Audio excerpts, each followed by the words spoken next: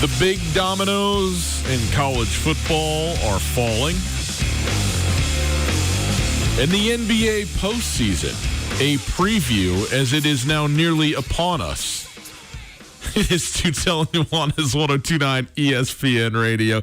Coulter has just entered the studio and is showing all the fine folks at home watching on their televisions on SWX Montana, howdy, and on the YouTube channel his fine drink. What's the drink of choice today there, Coulter? This is funny because this is sort of like Family Feud, right? You have to guess what the most common answer is.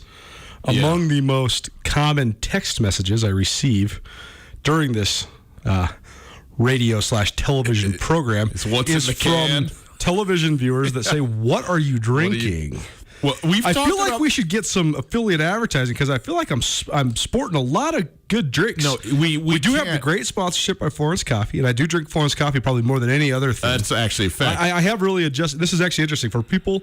I know that caffeine is such a common thing in American life, and I understand why, for a variety of reasons. Coffee is delicious. It's healthy. It's an antioxidant. It's diuretic. It's also a stimulant, energy booster. It's by and large pretty organic, healthy.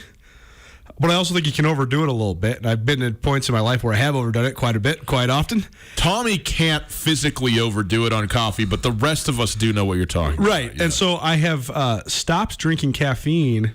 Usually I would drink caffeine in the morning and then double down and hit it again during the show. Yeah. Now this is my first caffeine every day. Okay. And I'm not one of those where I drink caffeine in the afternoon and I stay up all night. Actually, in fact, if I drink double caffeine, I go to sleep earlier. Yeah. But doing the caffeine right now has been very beneficial to my overall health and well-being. I feel much better. So delaying it till 4 o'clock If you're feeling weird, cut out your afternoon caffeine or save it for the afternoon, and it might improve the way that you feel. Now, I'll tell you, and by the way, I know that people have been now in a cliffhanger for 3 minutes because they still don't know what it is you're drinking. Okay. Hold on. I'm not going to. You can tell them. Okay, I'm going to know. Okay, go ahead. There you go. Okay. The thing I was going to say, though, is we could not possibly have a sponsor because you don't have an item. Well, you have chosen every variety of drink there is to choose, and I'm aghast that there's still more that I haven't seen. So what do we... This is a double down. This is a new version of an old one that I've drank before. Hold on. I got this thing pretty honed in, though. I think that coffee beans that are turned into espresso are among the best. That's good. This here is called Runa. It's a completely organic, clean energy drink. 10 grams or 10 calories, period. 2 grams of sugar from natural cane sugar. That's all. The ingredients, tastes like a slightly carbonated tea. That is what it is. So the tea it is. So a lot of people have heard of yerba mate. Yerba mate is a very good, very clean, very clean tea. This is guarasa leaf. So guarasa leaf is basically if you have drip coffee and then espresso as a step up, then you got yerba mate and guarasa as a step up. So yerba mate is usually about 100 milligrams of caffeine, which is just a little bit over 1 cup of coffee. This is 150 milligrams of caffeine. So this is essentially 2 cups of coffee. But the benefits here are all the organic materials, the fact that it's a naturally occurring leaf that has no processing. It's not altered in any way. This is just tea with carbonated water. That's all it is. Yeah. That's why it's 10 calories. So it's delicious. It's refreshing. It's zesty and also no crash. Thank you for sharing both audibly and physically with your beverage. So if anybody out there is repping the Runa, I can give up all my other drinks if you want to be a sponsor of Tootell and Nuanez. Okay, very good. Let's take a look at what we have in the show today. We are going to get into the Big Ten just a little bit and Pac-12 canceling all fall sports for the fall. And in the case of the Pac-12, that includes now basketball. They basically have called off already their non-conference basketball season until at least January 1. So obviously, again, it's just the death by 1,000 paper cuts, right, thing that just keeps happening each day. But these paper cuts are becoming gashes from a sports standpoint when you talk about now 2 of the Power 5 out for the fall when it comes to football and all other sports as well. So we'll get into that and hear some of the reasoning and hear about Nebraska maybe trying not to, and a tweet by our friend Jordan Hansen as well. I thought that was, apropos at this time. You wanted to talk about Bobby Hauck and Jeff Choate and the difference in their reactions to this, which I think is I'm looking forward to that. So we'll have that conversation. And to be clear, this is not a one was right, one was wrong. No. I think they both reacted very differently, but I think that both of them had validity for the programs that they lead and the towns that they live in. And I think that's the discussion I want to have. Absolutely. And also differing circumstances. It wasn't even apples to apples when you talk about the way in which these circumstances came about. So we'll get into that a little bit. Coulter's got a blind side for me, so we'll get to that as well. And also, we know for sure 15 of the 16 playoff teams in the NBA, and in many cases, we already know what the matchups are going to be for the postseason. So I thought maybe today, as we're just a couple days away from the end of the second-ish regular season, this 8-game deal, we could get into a little bit of NBA analysis and preparation for the postseason. Coulter's all the way in. I'm trying to get all the way in, so I need a little help getting me down the road as well. And we're going to have a little bit of a conversation today, too, about Grizz Greats, the silver anniversary of the 1995 national champions. It's the new podcast that Coulter and I are excited to be working on, and we are kind of hard at it right now. We're getting both interviews lined up, and we're going to start recording on this thing inside the next 24 hours. And we're excited to bring you a lengthy set of episodes in podcast form starting a little later on this month through the end of the year. These are going to run sort of commemorating and hearing stories from and about and of the 1995 National Championship Grizzly football team, and just such an unbelievable group that it was. And in rewatching that game, man, we'll get into it then, but the play is spectacular. It's such a fun group to watch, but also just every single guy on that team, it seems like, is just a star, man. Like every player, you're like, oh, wow, right. Jason Crebo, oh, wow, right. Of course, Dave Dickinson, and you just go on down the list. Matt Wells, and you got on and on and on and on. So it's pretty cool, pretty fun. So we'll get into it. It's absolutely so cool. And I remember watching the 1995 national championship game at the Wilma, and I was 8 years old, and I had very little knowledge of Grizz football at the time. I mean, of course, I'm 8. But I had been to a game the previous year. I hadn't been during the 95 season. I'd been during the 94 season with my neighbor. We had just moved to town. It was my first Grizz game. But you're 7, you spend the whole time playing on the hill. Right. What used to be the hill at Washington Grizz. Try to catch the football and get kicked. And you knew Dave Dickinson and all that, but that was about it. But it's so interesting to see the way that history evolves and what we remember and what we forget. And I think that group is remembered in a tremendous way, no question. And I think that Dave Dickinson, I mean, he's told me personally, he said multiple times to me, when people ask him, are you ever going to come back to Montana? You're going to be the coach of Montana. He said, absolutely not. I would never do that. Why would I ever do that? There's nowhere but down for me to go. Right. I'm here no matter, one loss, unless you go 100-0, you're taking a step down. But the one thing that I find, I don't want to say disappointing, but I guess there's I would say the threads we want to get across. We want to have fun with this. We want to give people their football fix. We want to get a variety of angles to tell the stories. But the two things that I want to get out of this when it's all said and done is, one, the impact, the indelible and long-lasting impact that win, that season had on the University of Montana and the city of Missoula, because it's much more than just football. And I think that, I hope with the community members and the variety of media dignitaries and people like that we interview, I think that will come across. But the other one is, Don Reed did it better than anybody. He's the greatest coach in the history of the University of Montana when it comes to football. I don't think that's debatable.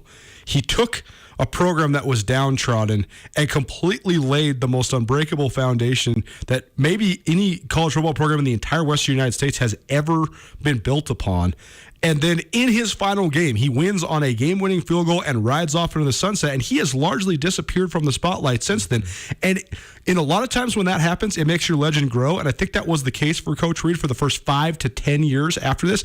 But now it's been so long, he's been out of the spotlight for a long time. And the number one thing I hope we highlight is not only what he did for Missoula, the University of Montana, and Grizz football, but the influencer that he was in the game of college football. Yeah. I mean, Northern Arizona was nothing until Jerome Sowers went there. Who did Jerome Sowers get his start with? Right. Don Reed. Yeah. Utah State was nothing until Mick Dennehy went there. Who did he get his start with? Don Reed. Brett Pease went from University of Montana to the offensive coordinator at Florida and Boise State because of Don Reed. Dave Dickinson is one of the best coaches in the CFL. Don Reed. Everybody in the country is running the spread. June Jones, Mouse Davis. These guys all get credit for being the godfathers of the spread. Where'd they learn it from? Don Reed. The fundamental principles of the passing game, the book Don Reed wrote, that's the book that people read to learn the spread. I just think that as much reverence as he has, he deserves all of it. Yeah. He is the man, and I hope people understand that once we get done with this series. Well, not that we didn't just talk about it a little bit, but we'll talk about it more in the second hour. So there you go. If you want to call, 361-3688 is the phone number. You can text that line as well. All guests join us via the Rankage Brothers RV phone line. And if you would like to listen live on the stream, 1029ESPN.com, 1029ESPN.com. You listen live there all the time. Thanks to Opportunity Bank. Opportunity Bank, your local bank, your opportunity. Okay, Coulter, here we go. We rip the Band-Aid off, we get through the bad stuff, and then we have a little bit of fun. But the Big Ten officially is out for football. In fact, all sports this fall. And just a little while ago, breaking, the Pac-12 will join them in that, suspending all sports through the end of 2021. It's, in fact, even more significant in the Pac-12 because it includes basketball. You know, basketball is not fall sport. Technically, it's a winter sport. And so they have said they're not playing sports whatsoever in the Pac-12, including basketball, until at least the first of the year, which basically means no non-conference schedule. I have no idea what the schedules look like in the Big Sky Conference. And what, they haven't been released yet. That's the problem. And so what that would mean for games that would have been on the schedule, we know particularly the University of Montana has never not played multiple Power 5 high major conference games. Montana had, I believe, 5 and maybe as many as 6 money games on their schedule. I will update you on what games were lost because I did have this in a file. I can't find it on my computer, but we'll get to the games Montana loses. But it's incredibly impactful. I think that honestly, from a local level, the University of Montana men's basketball team loses more than any other sports team in the Big Sky Conference by the Pac-12 constantly non-conference basketball. Yes. Because we talk about Portland State playing multiple money games. Well, I mean, Travis Secure played 3 Pac-12s last year. Right. So, this is a huge gap on the schedule. And as we know, I think Coach Secure is maybe the best in the entire league at taking the money that he earns from money games and then injecting it into his program, whether it's for recruiting or his assistants or whatever it might be. So Larry Scott, he's the commissioner of the Pac-12. He said this today, quote, "The health, safety, and well-being of our student athletes and all those connected to Pac-12 sports has been our number one priority since the start of this current crisis. Our student athletes, fans, staff, and all those who love college sports would like to have seen the season played this calendar year as originally planned, and we know how disappointing this is." I thought this was interesting. This is a statement from the league's medical advisory group, okay, because much has been made, and I think rightfully so, about, okay, these decisions are being made purportedly under the auspice season, and hopefully, at least to some extent, actually, as a consideration and in care for the health and welfare and physical well-being of the players, of the coaches, and everybody involved with it. We haven't heard a whole lot, though, of the medical advice information that has been given as directly as it pertains to this. But in any case, the Pac-12, their league's medical advisory group, I don't know who's in that group, said this, quote, they had, quote, concerns that many of its current recommendations cannot be achieved consistently across all universities at this point in time. Currently, the availability of frequent FDA-approved accurate testing with rapid turnaround time vary at each Pac-12 institution's locations. In addition, in many locations within the conference, community test positivity rates and numbers of cases per 100,000 in the surrounding community exceed levels which infectious disease and public officials deem safe for group sports. So essentially, look, first of all, we can't do this uniformly because it's not uniformly available. Secondly, there's a lot of places where it's not available up to the standards, particularly the testing and the quick turnaround that you need in order to execute sports. And thirdly, many of these in the Pac-12 are in major metropolitan areas, the Bay, Southern California, Phoenix, Tucson, those sorts of places. And so you don't have just the requisite sort of safety in percentages of cases in those, urban areas, high populous communities to make this viable. That's from the Pac-12. I'll get into a couple things from the Big Ten as well in a moment. There's so many different elements that go into these decisions, obviously, but I'm not surprised that the Pac-12 is the first to cancel. I think that the metropolitan concentrations that you mentioned is among the biggest factors. But I also think this, and I don't want to come off as any sort of brash or arrogant by saying this, but let's say it like it is. The Pac-12 has a whole different set of priorities than the SEC and the Big Ten when it comes to their member institutions. And I think that you could honestly argue that's why the Pac-12 is not in the same class as the SEC and the Big Ten, particularly when it comes to football. But in this exact situation, I don't know if that's a bad thing. Right. I mean, I guess you could say it as cut and dry as this. I'm not sure there's anything that matters more at Alabama, Auburn, and Florida than football. Yeah. There's a whole lot that matters a lot more than football at Cal, Stanford, and Washington. Totally. The Big Ten Commissioner Kevin Warren was speaking to the Big Ten Network and had this to say, and I thought, look, everybody wants answers, and I thought that this is not a non-answer, but there is an information, and he explains why, and this, for some reason, resonated with me, what he had to say. Quote, all the decisions we would make during my tenure here will always put the mental and physical health and wellness of our student athletes at the center. We just believe collectively there's too much uncertainty at this point in time in our country to engage our student athletes to participate in fall sports. Went on to say, it doesn't mean we're giving up forever. We're continually have to gather information and look forward to the future, but there's so much uncertainty. This is a very, very trying time. This is one of those days you really hope in your career you never have to deal with these kinds of issues, but that's not the case in life. You have to deal with the issues presented in front of us. I don't think that it's crazy to say, hey, we have... First of all, I actually think it might be crazy to say we have a definitive recognition that it is unsafe to play. Mm-hmm. Like, there, people who think that it's safe to play and people who think that it's unsafe to play, okay, that's fine. And there's I think some pretty valid points to be made on both sides of that, okay? What I don't think there is anything like definitiveness here. And so when the commissioner of the Big Ten comes out and says, there is so much uncertainty, we don't know what to do. And in the face of uncertainty, we have to pull the reins back. We can't encourage our student athletes to play when we just don't know what it is that we're getting ourselves into.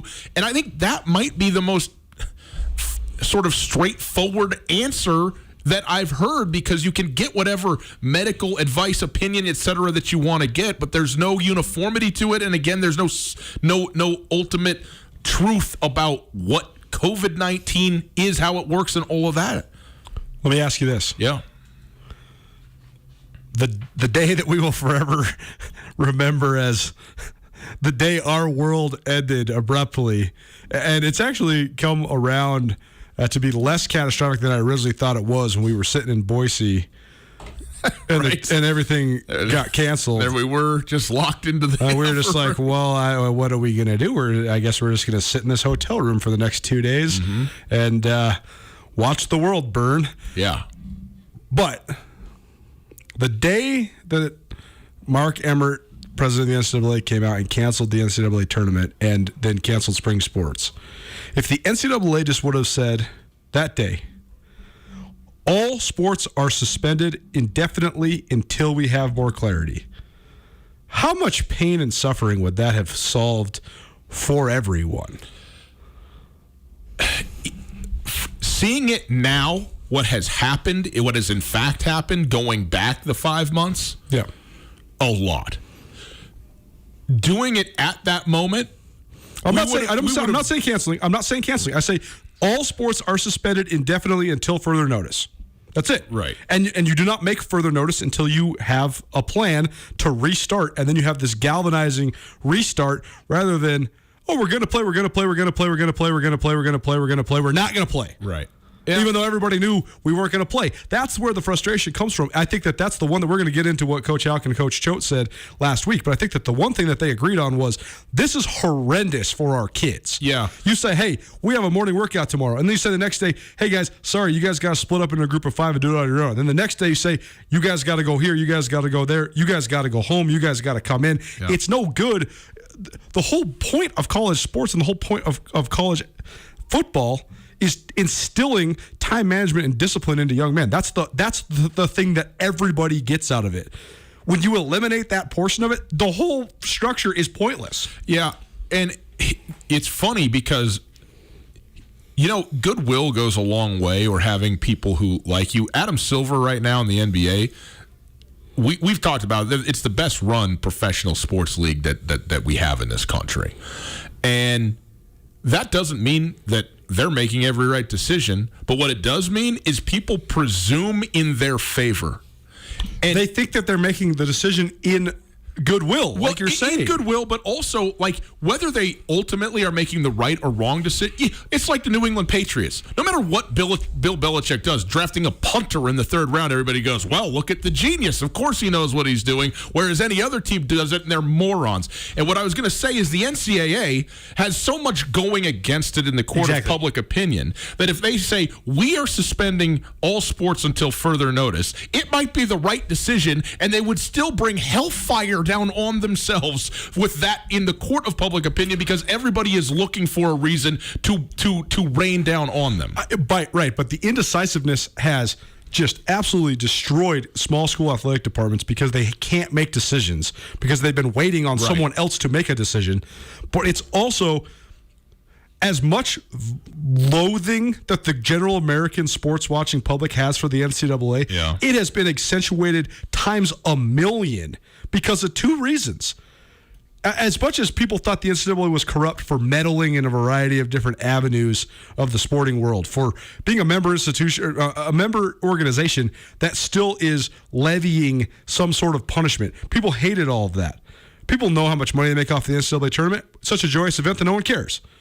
But what this has shown is, one, the way that they go about operating, which is filled with bureaucracy and completely devoid of any sort of actual decision-making. Right. Yeah. But the number one thing that this has done, I think that the vast majority of really engaged and educated sports fans are very aware of the realities of the financial elements of college sports. As Kent Haslam said, University of Montana Athletic Director, on our show last week, he said, we would be naive if we weren't talking about the money because first and foremost, we have to have revenue to produce a product. But this has put into a glaring spotlight, particularly at the Power 5 level, which is what Jeff Choate has been ranting on for the last 2 weeks, just how much the almighty dollar matters. And I think the Band-Aid that was maybe halfway over the wart perpetuated the narrative that this is still amateur athletics has been fully ripped off, and now everybody realizes just how egregious the exploitation is. So to me, the lack of decision-making early on, the waffling, it's really, really impeded the brand that is college sports from the top to the bottom. It's Tootell and Nuanez, 102.9 ESPN Radio. I want to go to the other side of this, inside of the Big Ten. and look at Nebraska. We talked about Scott Frost and his Zoom call. I believe it was it yesterday or maybe it was last week, but he said, if the Big Ten decides that they don't want to play, we are going to explore any and all options to play football around here. Well, the Big Ten has canceled football for the fall, and this is a signed statement from Scott Frost, from Nebraska Chancellor Ronnie Green, from President Ted Carter, and from Athletic Director Bill Moose, former Montana Athletic Director. So that's all of them. You got the coach, the AD, the president, and the chancellor all on the same page, and they said this, quote, we have been and continue to be ready to play. Safety comes first. Based on the conversations with our medical experts, we continue to strongly believe the absolute safest place for our student athletes is within rigorous safety protocols, testing procedures, and the structure and support provided by Husker Athletics, end quote. This, again, as I said before, I think that there's valid points here on both sides, and what we ultimately end in is uncertainty, is we don't know the answer. But this makes sense to me. What is more rigid? What is more structured? What is more appropriating of the time of a student than a Division I sport, and particularly football? And if you want to talk about the safety in relation to the virus, maybe it's unsafe because you're around the same people every day, so then if one gets it, sort of maybe all get it or many get it. And we've seen that already at Clemson and various other programs around. But also, if you just go, well, we're not having football, best of luck to you, and the players go to wherever. You go back to Chicago, you go back to Phoenix. At least in this way, you can have them hang out with each other. It's what it is. And so again, like I don't know what the right answer is. I'm not saying there's a right answer. I think this is pretty oniony, brassy of Nebraska to go with everybody on board and say, we're looking to play. That's what we think is the right thing to do. And so, in that respect, I give them credit, but I don't know, I don't know what the right answer is here. And I understand, not just frustrate, everybody's mad about this, right? Nobody's happy that we're sitting here and we're facing the prospect of no football, no college football in this fall.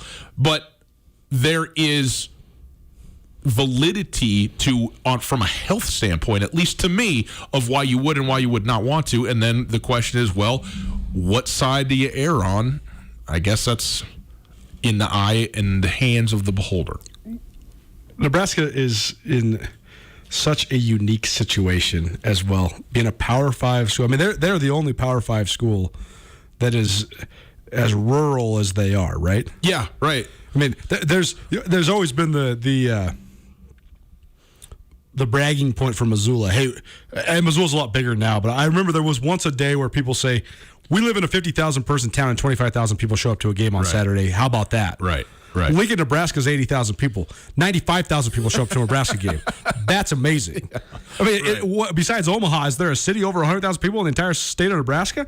And so it's a completely different situation. They're going through sort of what we're going through in a rural state, where it seems as if people that are living in metropolitan areas are living in a different world. They're living in a horror film compared to what we're dealing with here. Totally.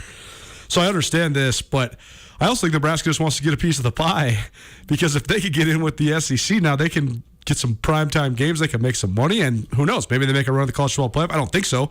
The road gets a lot harder when you start playing SEC schools, as hard as the Big Ten is. But either way, I'm not surprised by this. I will be surprised, though, if they can make it happen. It's Tootell and Nuanez, 102.9 ESPN Radio. We'll take a break. On the other side, we saw this news come out late last week for the Big Sky Conference that football would not be played this fall. Jeff Choate, the head coach of Montana State, Bobby Hauck, the head coach of the University of Montana, had two different scenarios in which they were reacting, and therefore two different reactions. We'll analyze those and see what it says, maybe, next. Summer is here, so get out of the house and play some golf at the picturesque Canyon River Golf Club. Canyon River boasts a pristine 18-hole championship golf course sitting along the Clark Fork River in the beautiful mountain valley of East Missoula. The course is meticulously manicured and in perfect shape to give you the challenge and fun you're looking for. Visit CanyonRiverGolfClub.com to book your tee time online and save big all season. You've been cooped up, so get out and play at Canyon River Golf Club. Hey there, Colter Nuanez from Tootell, Nuanez. I'm here with Tom from Aspen Sound. And Tom, it's almost boat season. Tell people, how do they get their boat all ready to roll with you guys for the summer? Colter, I appreciate it, my man. We're in full swing now. Boats are starting to rock out, and we're seeing a lot of ATVs come through. Window tinting is going full force, so make sure you get in while we still have some slots open. Aspen Sound, located at 1300 West Broadway in Missoula. Feel the music at Aspen Sound. Whether you're shopping for your first home, need something bigger, or downsizing for retirement, you need a mortgage. Talk to the experts at Farmers State Bank or start the application process online at farmersebank.com. Our mortgage lenders have many options to help you into the home of your dreams, from conventional to in-house, VA, rural development, and more. Farmers State Bank, your Montana bank since 1907, an equal housing lender and member FDIC. Whether you work hard or play hard, you need a hairstyle that fits your lifestyle. And you can find your unique style at Compass Barbershop, recently voted one of Missoula's best barbershops. So if you're going full throttle or looking for that laid-back look, the professionals at Compass Barbershop can give you the precision cut you're looking for. Schedule your online appointment at compassbarber.com. For more details, find them on Facebook or Instagram. So find your way to Compass Barbershop, open Monday through Saturday on the Hip Strip at the corner of Modern and Retro. Yes, Kurt's Polaris is open and the great outdoors are wide open. So why not make the most of it during the Polaris Upgrade Your Ride event? Take the family on a cross-country adventure with Polaris General, the world's most comfortable, most powerful crossover machines. Kick up some dust in a Razor, the off-road's most thrilling performance side-by-sides. Grab the bars of a legendary Sportsman ATV and discover the freedom of unstoppable performance. Or get more done between your fence lines with Ranger, America's favorite off-road workhorse. It's time to elevate your outdoor adventures. Step up to the off-road's best for as little as $5 a day during the Polaris Upgrade Your Ride event at Kurt's Polaris. Kurt's Polaris has two great locations at 2904 West Broadway in Missoula and on Highway 83 in Sealy. Everything you need to get off the beaten path, from machines and equipment to clothing and accessories, is at Kurt's Polaris. Online at kurtzpolaris.com. Offer valid in U.S. through 9/30/20 on select new Sportsman models. Subject to qualification and financing. See participating dealer for details. Always wear a helmet. Never drink and ride.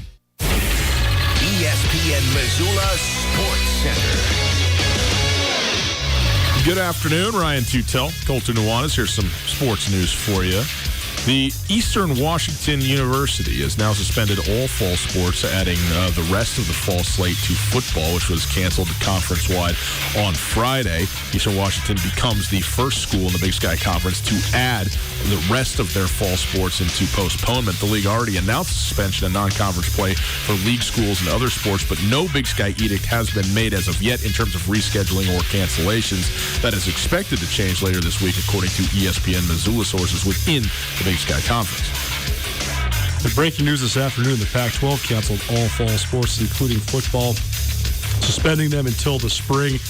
This means the elimination of college basketball before January 1st. From a local perspective, that cost the University of Montana games at Oregon and at the University of Arizona. The Mountain West Conference on Monday also announced the postponement of football and the rest of its fall sports indefinitely. In a release, the league said it will explore the feasibility of playing in the spring.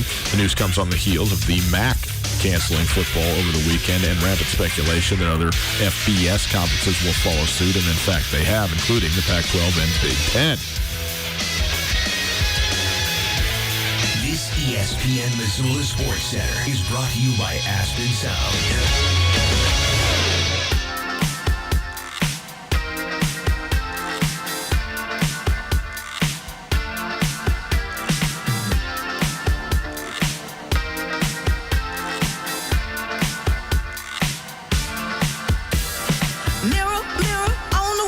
Houck and Choate. Two different guys, two different reactions. But I am certain they are both big fans of Lizzo. It's Tootell and Nuanez, 102.9 ESPN Radio. Right? Like, what do you think? There is no what's chance. What's the tie that binds? There is no chance that Bobby Houck knows who Lizzo is. Doesn't mean he doesn't love her. There is a small chance that Choate might. Let me tell you something. Not Houck. Let me tell you something. If there is anything I was going to put all my money on to say what is the one common ground that those two have, love of Lizzo, no doubt. You know what's really funny? What? Thinking of the majority of college football coaches listening to any music whatsoever. Well, you've lost me here. Some coaches, like Bruce Barnum, you could imagine him listening to a variety of music. Yeah, I don't think the playlist ever stops. Nick Saban has it's well documented that Nick Saban likes to listen to his Louis Armstrong, Lawrence Welk jazz records while he drinks scotch and smokes a cigar in the backyard. Yeah. I mean, it's the funniest quote I've ever heard when a reporter asked him, Coach, when you're relaxing, do you ever just sit down and watch football? He's like, are you freaking kidding me? He's like, I would never in my life watch football. I watch football 90 hours a week. I'm not watching football. Anyways, but then thinking about a guy like Coach Houck listening to music is just so funny. I mean, yeah, I don't know, man. I'd like to see a wedding. You know what I mean? I'd like to see a wedding. I could imagine him, swimming the English Channel, hiking to the top of Mount Everest, sprinting to and from his office before fall camp. Swimming the channel, huh? Yeah. No, I don't know. If we were to do a power rankings of stud athletes among the coaches, who's a bigger stud than Coach Barnum? Barney would love that you said that. It's Tootell and Nuanez, 102.9 ESPN Radio. At Gus Tootell, at 102.9 ESPN, at Skyline Sports MT, your relevant Twitter handles. Okay, Coulter, we wanted to talk about this. And again, just like you said, this is not about anybody doing something right or not as good or whatever like that. It's two different reactions to really depressing and sad news. And also, for those of us that are fans of football, it's depressing, it's sad, maybe it's maddening, maybe it's an inconvenience of some sort, it is a little bit. But if you are a head coach, man, this is... You're going to lose, people talk about pay cuts or whatever, but when a huge portion of your pay is in the form of, hitting certain barometers throughout the course of a season, like your base pay as a head coach is, maybe half of what you're actually going to earn, maybe not even, but you get it through the course of the season by hitting different benchmarks for various stipulations and things that happen. Per an article in the Missoula last weekend by Frank Gogla, there's base salary, there's guaranteed bonuses, which do not have to be earned. So they're basically just subsidizations of your salary. And then there's true earned bonuses. So Bobby Houck earned $110,000 in earned bonuses a year ago. Right. He also has the two guaranteed bonuses though. He's got $188,000 to $190,000 base salary. Yeah. But then he also has, I believe, a $55,000 guarantee for media and another $30,000 guarantee for variety of appearances, promotions. Like he's given a speech to the GSA or the Booster Clubs, or he's on the East Side Tour, all that stuff. But all I'm saying is, regardless, you're talking about 6 figures of earned bonuses that are just not there. Totally. And there's also a chance that these guys could get furloughed, if you're furloughed based on state salaries, that means you get a percentage of what your full salary is. It's not like other jobs. There's some jobs right now where you get furloughed if you're working for a startup or a corporation where you might actually end up making more money. That's not the case for state employees. And so all I'm saying, I always find it so odd to talk contracts and salaries, even though I know it's public information on that, but with people, that are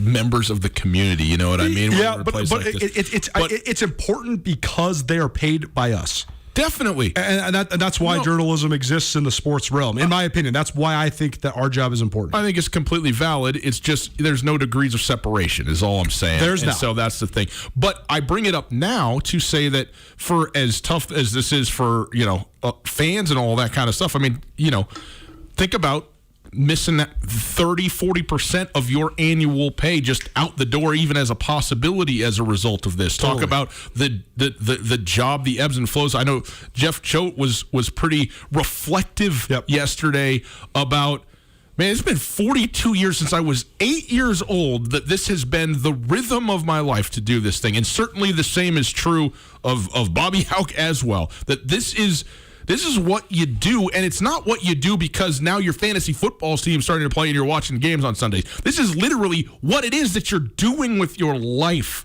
as a profession, as a person. This is what you are engaged in and into and invested in, and the anticipation of it, and then to not have it happen, is unprecedented.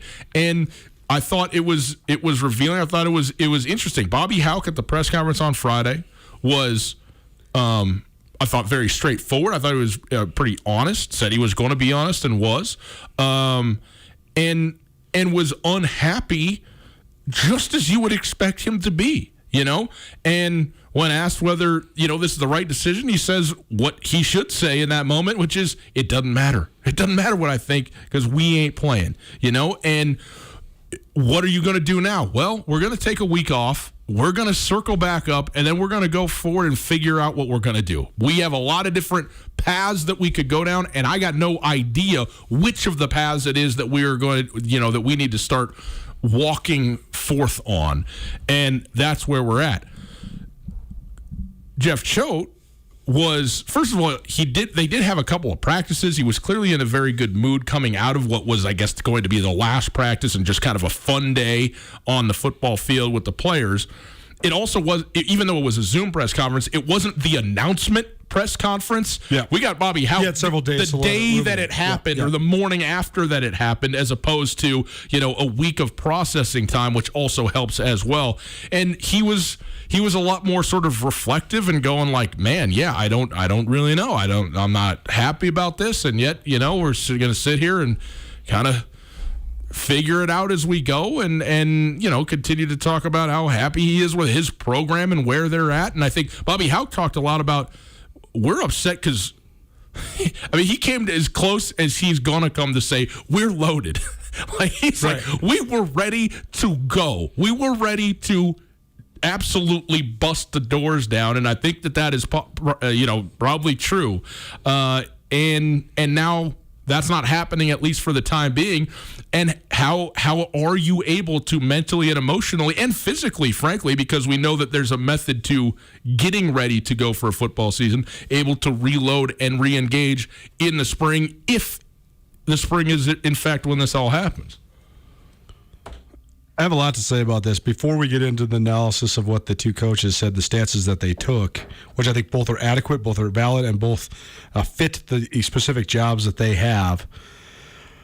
One thing I don't think has been talked about enough is the actual athletes in this situation. Everybody's screaming and yelling about student-athlete welfare, the risks the student-athletes might have to take. There's a completely polarized viewpoint on the way that this age demographic fits into the scope of this pandemic. That's all on the aside, though. Here's the thing. It doesn't, even if in the dream scenario, every single kid gets another year of eligibility and we just roll in the fall of 2021 and everybody gets an equal chance again. Even in that dream scenario, there's a moment in time that only exists once. And that's no longer here for these guys. Point blank, period. That's right. You could say Sammy Akim or Samori Toure has another year to get NFL ready. Who knows what could possibly happen in that year? The upward trajectory of an athlete is not guaranteed.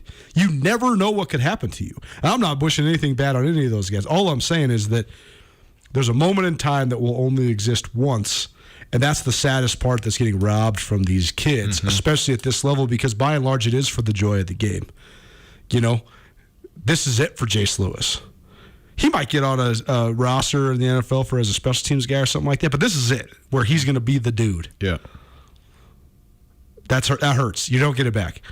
The other thing I think is very unique that we have not mentioned whatsoever is that the two head coaches in the state of Montana, and I think that the only thing that would overwhelm the emotions and feelings you have for your players, for your program, for your university, and for yourself is the emotions you have for your kids. They both have sons playing for them right now. Yep. I think personally if you were to get Bobby Hauck to tell you the God's honest truth why he's most frustrated, he would say, I'm most frustrated for my players and I'm most frustrated for the missed opportunity for my son, my own son. Because Robbie Hauck has a chance to be an All-American this year, and that might not happen. And, he's going to keep working, and he'll likely still be at that level if and when they do resume playing, but there's no guarantee, and it's a hard pill to swallow. But as far as the takes that these two guys took, I thought that Choate is very inspiring because he did have perspective. He did put it into perspective in terms of a system that's broken that needed to be fixed. The sad part for me is the fact that this is going to hurt so many of the small schools that really have nothing to do with the big schools. It's not going to hurt the big schools as much as it should. I think that the crumbling And the reorganization, the restratification, the potential unionization of players, the name, image, and likeness, the pay to play, all this stuff has been brewing forever. It was about to burst. Let's just say this. The rope's been soaked in gasoline for a really long time. It was just waiting for that one spark to light it. It just happened to be a global pandemic that lit it when you're talking about the Power Five. I think when the dust settles here, the changes that are going to happen in the Power Five, and then the way that that's going to then fracture college football and the changes that will happen away from the Power Five, the divide that's going to happen between the Power Five, the Group of Five, and the FCS is by and large going to be good for the game. It's the thing I've been railing about forever. It's the thing that drives me crazy about the FBS. If the Power Five would just say what they are, which is being put on full display right now. They're a free minor league system for the NFL. They're an exploitative entity that makes billions of dollars off of kids who don't get paid. The changes that are going to occur in that element, and it's not even necessarily for the better or for the worse, it's just the reality of acknowledging what you are. Yeah. Finding a new structure to operate under. It's necessary. It has to happen. That's a good thing. By the wayside, when you go to the other side, though, first of all, the Group of Five, I think that has always been I think the Mountain West is a valid Group of Five conference. I think most of the other Group of Five conferences are the have-nots that want to be the haves that never will be the haves. They're chasing the almighty dollar. They're never going to get there. They're stuck in this purgatory that makes them, by and large, irrelevant compared to either side of the coin. I do think the Mountain West schools have some validity because you have state schools like Wyoming with passionate fan bases, Utah State. You have schools in rural areas where people still care. But where does Miami of Ohio fit into the scope of football in Ohio? Like, wouldn't you rather be Youngstown State and actually chase a national championship, or be Ohio State and chase a national championship? Being stuck in the middle just seems so ridiculous to me. So that restratification could actually be beneficial to the Group of Five as well. The thing where this is going to kill the small schools, though, is the fact that when it restratifies, everything trickles downhill. You need the money from the Power Five to have the have-nots of the FCS be sustainable. That's not going to happen anymore, in my opinion. The combination of no money games from Power Fives and the Title IX issues that are going to arise when schools start to look at the validity and the realistic nature of supporting football, it's going to cause for a lot of schools to have to drop down a division. Now, that said, it could be a real reallocation and a reorganization that could be good eventually.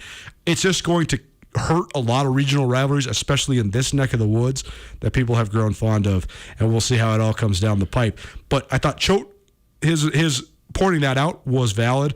I also understand where Coach Houck's coming from. Coach Houck said this before the press conference started. He was talking to Peter Christensen, who's a talk radio guy here in town, as well as the PA announcer at Washington Grizzly Stadium. Yeah. And Peter said, I heard it was going to cost the Missoula community this much money this fall. And Bobby said, Peter, if you told me it was 10 times that much, I still wouldn't think it would be enough. And I think that's the part that really hurts. The Bozeman economy gets a stimulus shot from Bobcat football. There's no question. It doesn't rely on Bobcat football. There are so many businesses, people that are very, very close to this show that are scrambling. What are we going to do? How do you replace millions of dollars that come into this community every Grizz home game? I don't know how you do it. I think that's the number one reason why Bobby Houck is so mad. He's a Montanan. He knows that this is one of the biggest businesses in the state of Montana. Yeah. You've got to have Grizz football in Missoula. So I think he feels accountable to the way that this decision, while completely out of his control, is going to hurt his neighbors and his friends. It's Tootell and Nuanez, 102.9 ESPN Radio. One way to avoid the economic downturn is to do what Coulter and I do, and that's just volunteer. Truth. I hold Coulter's feet to the fire about his insinuation of something. It's a blindside from me to him next. Summer is here, so get out of the house and play some golf at the picturesque Canyon River Golf Club. Canyon River boasts a pristine 18-hole championship golf course sitting along the Clark Fork River in the beautiful mountain valley of East Missoula. The course is meticulously manicured and in perfect shape to give you the challenge and fun you're looking for. Visit CanyonRiverGolfClub.com to book your tee time online and save big all season. You've been cooped up, so get out and play at Canyon River Golf Club. Hi there. It's Les Schwab Tires. Well, more like Les Schwab alignment and brakes and shocks and wheels and tires. Now, some tire places don't offer all that. They only sell tires. And we're not sure how they sleep at night because all those services affect things like steering and stopping. That's why we offer more than tires to help keep you safe. Stop by or book an appointment at leschwab.com. Les Schwab Tires, doing the right thing since 1952. Blaine McElmurray knows what you can achieve through hard work as an athlete from a small town in Montana. The Troy native rose up to become an All-American safety for the Grizzlies on UM's 95 National Championship team before spending time playing in the NFL. McElmurray has also used those values in his work at McElmurray Homes. Since 2003, McElmurray Homes has helped contract and subcontract some of the Garden City's finest houses. McElmurray Homes is committed to offering quality custom service, quality products, and the best prices throughout any project. And McElmurray Homes is also a proud supporter of high school athletes around the state of Montana. Listen, I know you know 5 realtors, and I know your brother-in-law's cousin's a realtor, and your mom's best friend's daughter is a realtor. But can those realtors juggle knives? Can those realtors swallow fire? Can those realtors walk across hot coals? Well, neither can Aaron Pignano, but he can give you the best service and take good care of you when you're buying or selling your home. Whether you're a first-time buyer or have done this a few times, call Aaron Pignano at 406-241-0024. That's 406-241-0024. Or check out search406.com. Push your Montana summer day over the top. Come into the Montana Club for a deliciously prepared meal, scratch-made from all the right stuff. Savor our crisp garden salads, juicy burgers, and custom-grilled Montana Club Cattle Company Angus steaks. Or try our creative chef specials crafted for your feasting enjoyment. Stop in for our BOGO happy hour with $5 apps from 3 to 5:30 daily. Clean, safe, and local. Visit your Montana Club today on Brooks and North Reserve, Missoula. You would think an especially cold winter would be followed by a cooler than usual summer, right? Mother Nature? Logical? Too funny. Luckily, Liberty Electric is here to even the score. Whether you need an electrical upgrade so you can finally install that air conditioner system you've been dreaming of, or maybe just a few ceiling fans will do the job. The professionals at Liberty Electric are here to help. This summer, don't get caught wishing for winter. Stay cool with the help of Liberty Electric. Call 541-WIRE. That's 541-9473. If it matters to Missoula, it matters to us. Ryan Tootell and Colter Nuanez on 102.9 ESPN Radio.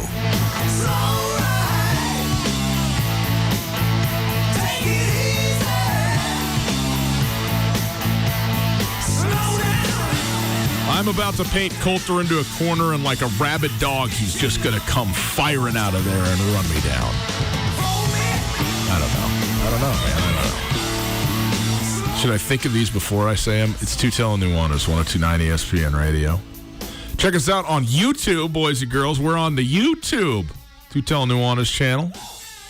Happy about that. What's you just funny? always imply that I have a temper problem, and while that's part of my wiring, I've actually I've never freaked out on you. I did not. No, you have never. And I didn't. You've only ever seen me freak out once in 3 years of working with you. And you know who was freaking out with you? You. Me. You and I both flipped our lids at the same moment together. That's right. But not at each other. Not at each other. I was only saying in the arena of argumentation and debate, not in the temper realm. I got it. Okay, you got to give me a better animal than a dog. You're right. I know. I should have thought of that. Like a rabid buffalo. Bison. Buffaloes live in Africa. You are also right. Here's the blind side, okay, Colter, for what it's worth from me to you. Okay, you talked about I just don't understand being in the middle and playing for nothing. Right? And you've talked to me about this a lot of times. Yep. The pointlessness of the group of 5 conferences as far as it goes. Okay. So 2 things. First of all, why is it that just playing for whatever, maybe it's a conference championship that you're going after and or a bowl game, and you can talk to me about how much you don't care and largely irrelevant many bowl games are, and I'm going to have a difficult time winning that argument. But if you're playing in it and what it is to the fan base and the fun of a culminating game and a nice prize pack, you get a Nintendo or something like that, then that's like a thing. And you're like, hey, man, like I played in the Pinstripe Bowl in Yankee Stadium. What a thing. Okay? Mm-hmm. So that's half of it. Mm-hmm. And then the other half that I don't understand is, in virtue of being in the Power 5, does not mean that you're playing for anything. Sure. Like Vanderbilt ain't playing for a national championship. No, but what you're implying, the prestige of a conference and the prestige of a conference game still exists for Vanderbilt, even if they lose all 8 of them. Because they're playing against Georgia. They're playing against Florida. They're playing against Ole Miss. They get to go to these epic stadiums. Western Michigan gets to go play Michigan State in East Lansing. Sure, but that's not a conference game. Well, okay. What I'm getting at here, though, is the prestige of chasing a conference title is valid if you have a conference that has prestige. And I don't mean being big time. I just mean history and tradition. If the Big Sky was only playing for a Big Sky title, it would still be prestigious because of, although the league has altered quite a bit, I would argue it would have been much more prestigious when it was the original Big Sky that included Nevada. I know Idaho's back now, but Idaho, Boise State, that would be a standalone conference that would be prestigious regardless. But even now, you have traditional rivals. It's fun for Montana to beat Idaho State, even if Montana has always beaten Idaho State, because Montana has always beaten Idaho State. The thing that's, I think, so disjointed in the Group of 5 is the only Group of 5 conference that has any long-standing traditional rivalries in it is the Mountain West Conference, because the Mountain West Conference has schools that have been in other leagues, whether it was the Skyline years ago or the Rocky Mountain or the Old WAC or the Big Sky. There's traditional rivalries there where, Nevada and Boise State have been playing each other for a long time. Doesn't matter what conference it's in. So when they play in the Mountain West, it's a conference rivalry game. That's almost completely absent from the conferences that have been created to chase football money. What relevance does Cincinnati versus East Carolina have? It might as well just be a non-conference game. But, I mean, you're talking about individual games. Like, everybody's playing irrelevant and uninteresting football games at some point. Okay, but give me the relevant game that exists in the American Football Conference. Who's in the American Exactly. Football Conference? Exactly. But there's plenty of Cincinnati, South Florida, East Carolina, Temple, Houston, Tulane, Memphis, Tulsa, Navy, Central Florida, and SMU. You picked a terrible conference because that's the next best conference out of the Power 5. Cincinnati, South Florida, Memphis was a top 15. I get it, but there's not the prestige of the games. SMU, Houston, that's a game. That's a game worth caring about because those are teams that have. The whole point of college football is the pageantry, the rivalries, the talking smack to your grandpa or the grandpa who you had who went to Rice when you went to Tulsa. That's okay, what it's all about. Now let me first of all, you've pivoted away from it means nothing if you're not playing for anything to it now it means something. What's your question? What's the question? Why is it that it only matters if you're playing for a national championship? Because what's the point? But you just said to me right here that there is a point if you're going 0-8 because you're playing Ole Miss. Okay, I'm gonna answer your question by asking you a question. Ask away. Let's say the Power 5 completely splits away and they create their own level of Division I football. Yeah. The Group of 5 and then the prestigious FCS schools make a new group of 5, basically. Okay. So you have a new conference that includes North Dakota State, South Dakota State, Montana State, Wyoming, Utah State, Nevada, but then do this all across the country. Okay. You get Akron into a league. I mean, the MAC.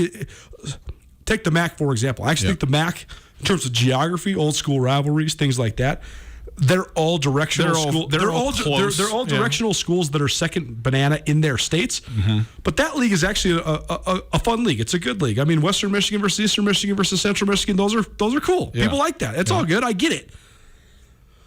Would you agree that if there was a new division that then had a playoff and a national championship, that those teams would be playing for much more relevance than what they currently are? Going to the Meineke Car Care Bowl pales in comparison to if Akron was hosting Kent State in the, call it Division I AA semifinals of the playoffs. Yeah, I see what you're getting at. I could be persuaded of what you're saying. Right now, though, it's not clear to me. Okay, another question. Okay. Georgia Southern was the most dominant Division I AA football program in America. Yeah. They were peerless. They won 5 national championships in 13 years. Mm-hmm. Now they're in the Sun Belt. Has that increased their relevance in any way? Not to you. You're in Montana. You're in an FCS area. You follow the Big Sky Conference. It certainly hasn't. But in Georgia, I'll bet it has. The best way I could say the point I'm trying to make is that Georgia Southern versus App State, when they were in the FCS, mattered more than when they're in the Sun Belt now. I don't know if I buy that. Isn't sports about rings and banners and trophies? No, it's about playing. Really? Yeah. And then, if you get some rings and banners and trophies, that's all good. I think this is just an ideological issue that is the difference in the way our brains work more than our analysis of football. Lots of things hinge on the way our brains work. But you are someone that lives your life is based on joy, not victory. Yeah, that is a fact. If you're just playing, it's what you have to do when you never win. You have to find something else that matters. Exactly, though. Like for you, winning is the cherry on top. Whereas for me, there is no such thing as joy unless you win. No, I mean, I've never had fun losing one time in my life. When have you had fun then? What do you mean? Never with me golfing. Oh, my God. We're back to For this. everybody out there that's listening or that watched SWX tonight, starting today, I'm going to keep track of every single competition that Ryan and I ever have. And every time he makes a stupid comment like that, I'll actually give you the real docket. It won't be skewed. It will be completely real. In fact, I lost to Ryan both in real golf and betting golf this weekend. I will totally agree with that. But when let's start the docket there and just go from there. Okay, great. But the notion that I never have beat you in anything is just largely completely and utterly false. Well, you have your brain and I have mine. We think about these things differently. Well, I'd trade you in a heartbeat, I'll tell you that. Tootell and Nuanez, 1029 ESPN Radio. I know we're late, but I just think that the group of 5, you said prestige, tradition, some of it geographic rivalries and all of that you get. Yeah. I'm totally with you on all that stuff, but also the only way that you can get it if you're the American is by being the American for longer. Like, in 50 years, you're going to have rivalries that have depth and history and fire to them. I'll try to re-articulate this. Okay. I've never been into the bowl system. I will fully admit the reason I've never been into the bowl system is that I grew up in Missoula, Montana. Yeah. I have been baptized on the playoff system. Yeah, and it's the better system. There is no question. It absolutely is. Yes. And part of my rants against the bowl system, I stand by. I do think that it's dumb to play a December 21st game in Tulsa, Oklahoma, so you can get a little gift pack and finish your nice little 7-5 season with your 3 weeks of extra practice. It's dumb. I just love gift packs so much. It's dumb. But I also get why fans love it and why they love to just go follow their team. And, you get to go to New Orleans to watch the New Orleans Bowl. Right. The game is just a portion of the experience. Yeah. I get it. Right. I get it. If we were to have this reallotment of college football, the bowl system would absolutely not have to go by the wayside. You could still have the quote-unquote BCS bowls, the powerhouse bowls, the New Year's Day bowls, and the college football playoff for the Power 5. You could also still have all the other bowls. The thing that people forgot is the bowls used to be a part of both Division I and Division II football. When the Big Sky, when the Montana Grizzlies won their first 2 Big Sky Conference championships in 1969 and 1970, they went to the Camilla Bowl. They won the Camilla Bowl both times. I believe the Camilla Bowl still exists. Yeah. When Montana State won the 1956 national championship, they won the Aluminum Bowl. When they won the 1976 national championship, I can't remember what the bowl was called, but it was a bowl. Yeah. You could still have the bowl. But if you were Akron winning the Camilla Bowl and also won that level's national championship, That's what I'm saying. Yeah. That's what I want. Give me a banner. Let's chase some banners. Let's not just chase a 7-5 record. Where we can agree on this too is just give me more playoff and less of other things that aren't playoffs. It's Tootell and Nuanez, hour 1 in the books, hour 2 straight ahead. The NBA postseason is largely set. A quick peek at what's coming next.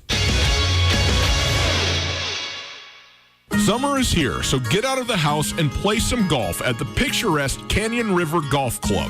Canyon River boasts a pristine 18-hole championship golf course sitting along the Clark Fork River in the beautiful mountain valley of East Missoula. The course is meticulously manicured and in perfect shape to give you the challenge and fun you're looking for. Visit CanyonRiverGolfClub.com to book your tee time online and save big all season. You've been cooped up, so get out and play at Canyon River Golf Club. ESPN Radio for Western Montana, KKVU HD3 Stevensville, and 102.9 FM on K275BS Missoula. Now more than ever, we appreciate the value of relationships. Opportunity Bank has been serving Montanans and building strong relationships since 1922.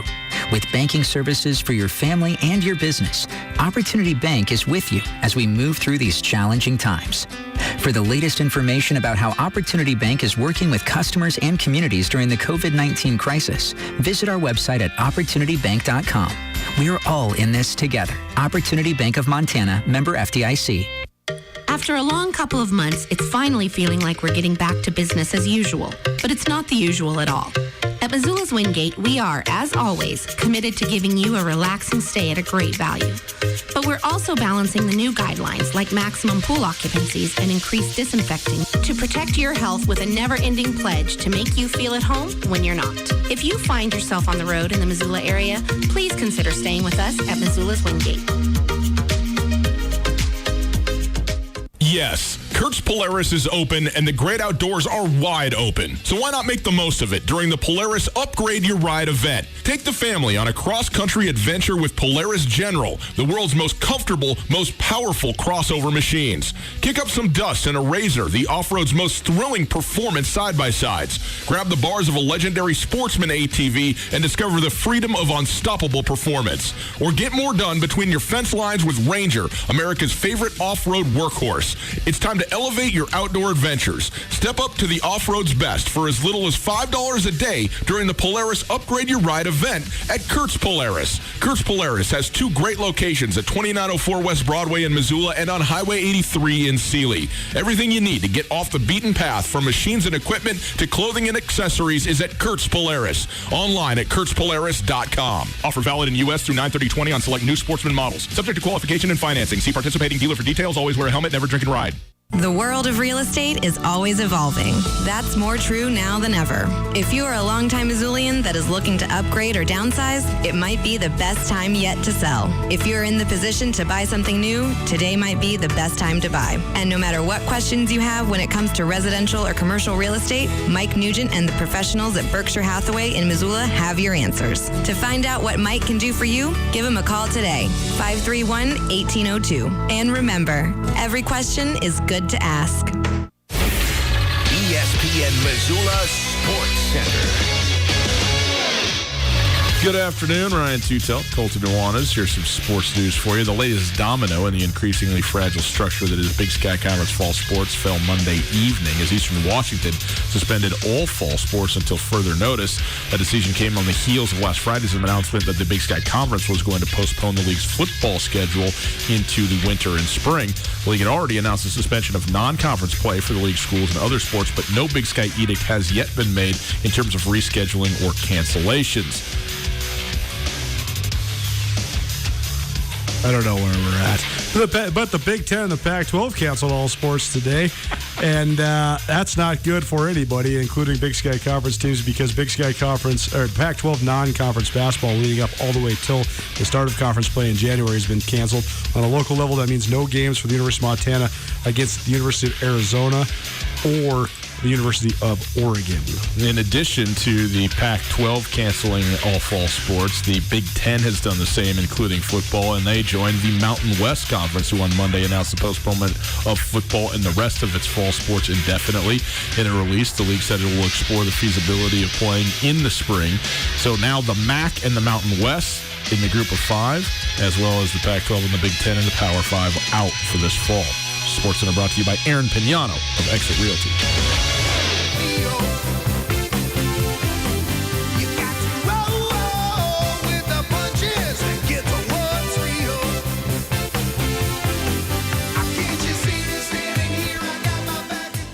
Now from the Kurtz Polaris studio, here is Ryan Tootell and Colter Nuanez. Welcome back to Tootell Nuanez, hour number 2. Howdy. If you missed anything in hour number 1, listen on the podcast. The Tootell Nuanez podcast brought to us, as always, by our friends at Alpine Touch and Blackfoot Communications. You can also check out the podcast, by the way, on all your favorite podcasting platforms. I like the podcast, man. I'm getting into it. I'm fancying myself a budding podcast person. Not podcaster, but like one who's interested in podcasts. Certainly I'm interested in my own. I got to re-listen to it to know what we talked about, you know. You never really get it the first time through. If you would like to give us a call, you could do that, 361-3688, 361-3688. We'll be happy to talk to you anytime you would like to. You can also text that number. Send us a text. Let us know what you think, what's going on, reactions as we go, 361-3688. All guests join us via the Rankish Brothers RV phone line. And you can also listen live on the website, 1029ESPN.com, 1029ESPN.com. Just numbers and then letters and then the .com. It's that easy. You go listen live on the stream. The stream is available all the time thanks to Opportunity Bank.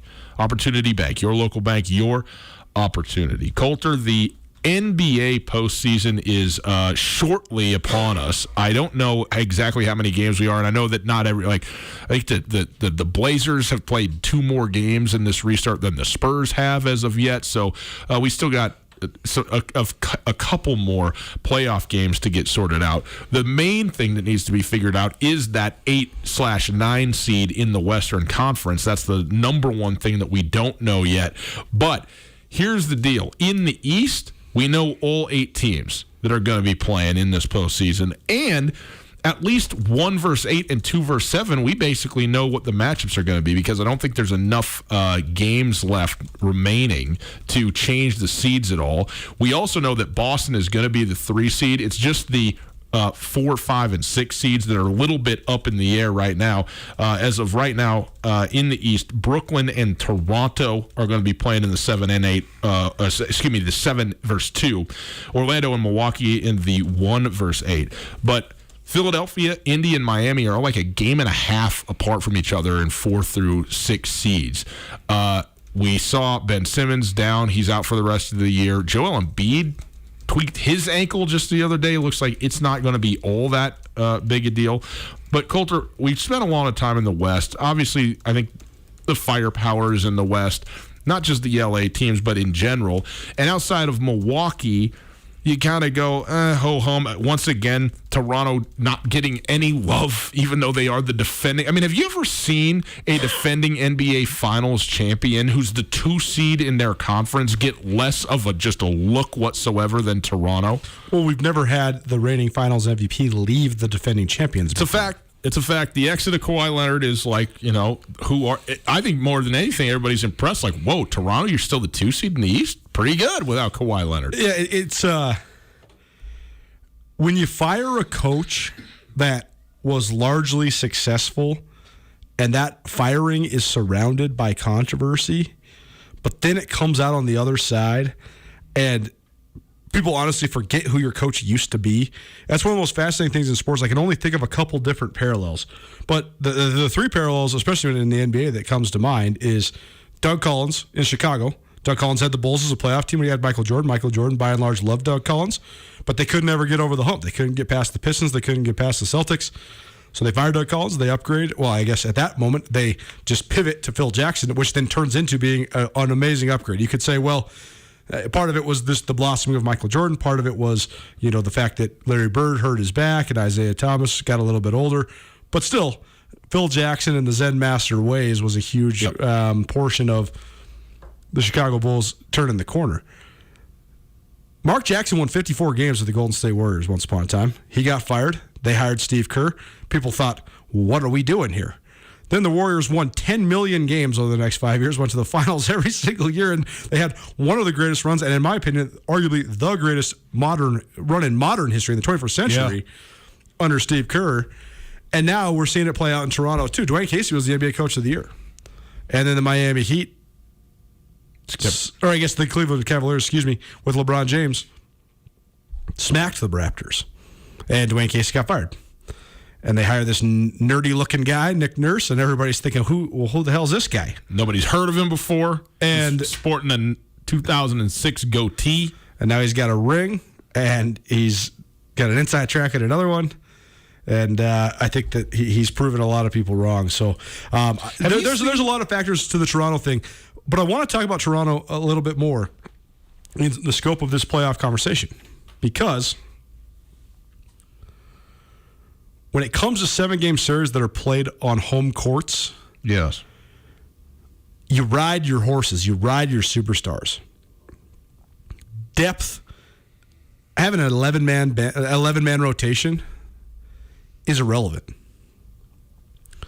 Well, now we're in a bubble. Now you got to create your own energy. Now there's not a home court advantage. The number one factor that I think that the pundits are not talking about enough is that teams that do go 10 and 11 deep, which has been a foolish idea to operate like that in the playoffs in the past, it's no longer a foolish idea. It makes Toronto an absolutely viable NBA championship threat. I mean, it all comes down to, can you play your 9th, 10th, and 11th men in a Game 7 on the road in Cleveland, in Miami? No, you can't. On a neutral court, I think it's a lot more feasible. I see. Okay, so it's not about having the legs to run your best players. It's No.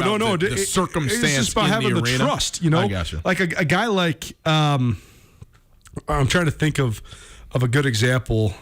Just some second year. Well, I was gonna say Van Vliet, but I said, is a guy like Fred Van Vliet gonna step up and hit a big shot on the opposing court? Yes, he absolutely. will. Hell yeah, he is. He's actually one of the guys in the league I would take over everybody. Yeah. I'm trying to think of a guy like Rondé Hollis Jefferson. I don't really know how many minutes you can play that dude in a playoff game on the road. In a neutral site, though, you can give him his 18 to 20 minutes and spell Pascal Siakam a little bit. Mm-hmm. How many times have we seen Kyle Lowry Kyle Lowry sometimes looks like the best point guard in the NBA when he's playing in Toronto. Other times, he's looked horrendous on the road. I think that's why he's come under such fire. But letting Norman Powell spell Serge Ibaka is not that possible in road games in the Eastern Conference Finals. You can do it just a little bit now. And I think that that's going to be a big difference maker. And I think it is why Toronto certainly could be in the mix more than people are giving them credit for right now. In the West, it looks very much like... So, by the way, the Lakers are the number 1 seed in the West. Okay, that's a done deal. They will play whoever the 8 seed is, and we'll get into the scenario there. Dallas, it seems like, is they're only a game behind Utah, but they're, I think, in pretty stable position in the 7th. So Clippers Mavericks, Coulter, if we imagine that this is the series that we're going to have there, how great is that series going to be with Doncic and Porzingis going against this great, deep, obviously elite in terms of the superstars, but the supporting cast outstanding with the Los Angeles Clippers as well. That's going to be an awesome 2-7 series. Like, you don't usually get series that are 2 versus 7 that have that kind of firepower in them. Well, no doubt. I mean, the Mavs are, they're going to be a 45-46 win team by the time it's all said and done. That's pretty darn good for a 7 seed, all things considered. But I said this on the Make It Rainy podcast, which will come out shortly, that we recorded with our main man, Sean Rainey, over at SWX Montana last night. It's his new betting podcast, so stay tuned for that. We'll have it on all our variety of social media outlets. But we were talking about the perils of betting the NBA playoffs this year. And I think that that's one factor. I think that the smart bettors are going to be the ones that are the guys, when you're concerned about betting the NBA playoffs, guys that go after matchups. Yeah. Where's the matchup advantage or disadvantage? There's a couple guys right now in the West. We always want to talk about the Clippers get so much credit because Kawhi Leonard and Patrick Beverley can guard. Most of the superstars right now in the NBA are ball-dominant guys. Kawhi Leonard and Patrick Beverley can guard most of those ball-dominant guys, at least to a certain extent. To me, though, the two biggest matchup problems in the West are the two non-ball-dominant guys, Anthony Davis and Kristaps Porzingis. That's why this Clippers-Mavs series could be interesting because, okay, you can throw Kawhi on Luka Doncic, or you could throw Patrick Beverley on Luka Doncic. But Doncic is not this explosive James Harden type guy. He's a glider. So that hyper-aggressive up-in-your-shorts defense, I think it flusters Doncic less than maybe any ball-dominant guy in the West. Yeah. Him and LeBron. I mean, because you can't fluster LeBron. But Harden is way more annoyed and perturbed with Patrick Beverley than Doncic, because Doncic he doesn't need to dribble 10,000 times. He's just going to glide through and make the pass and hit the 30-footer, and that's what he's going to do.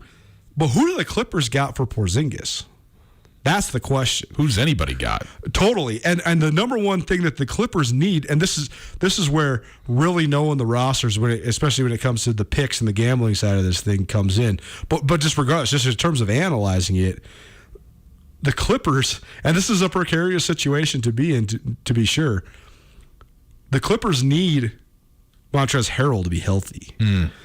He's going to be an X factor for him. Because can he guard Anthony Davis? No, he can't. Can he guard Kristaps Porzingis? No, he can't. But he can guard those two guys better than anybody else they got. Yeah. And you'd need those 25 minutes and those 4 fouls just to impede the progress. Because, I mean, let's be honest. I saw a stat last night.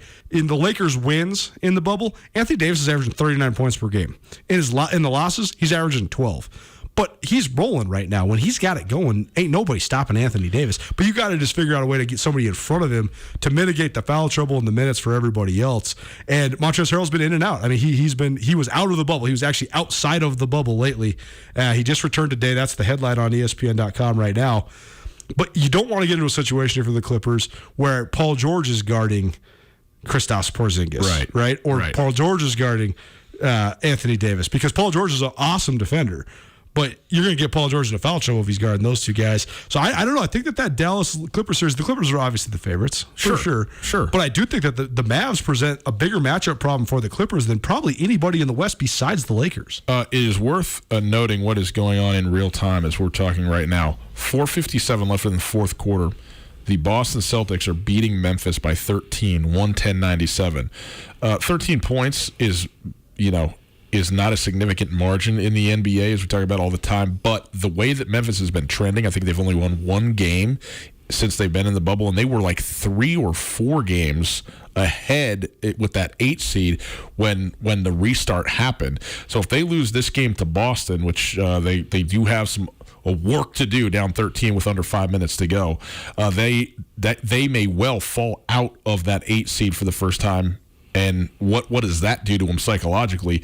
Elsewhere, Portland playing Dallas, they're up 5, the Trailblazers are, 42-37, 8:55 left in the second quarter. Obviously, a ton of time. Who knows how that game's going to go.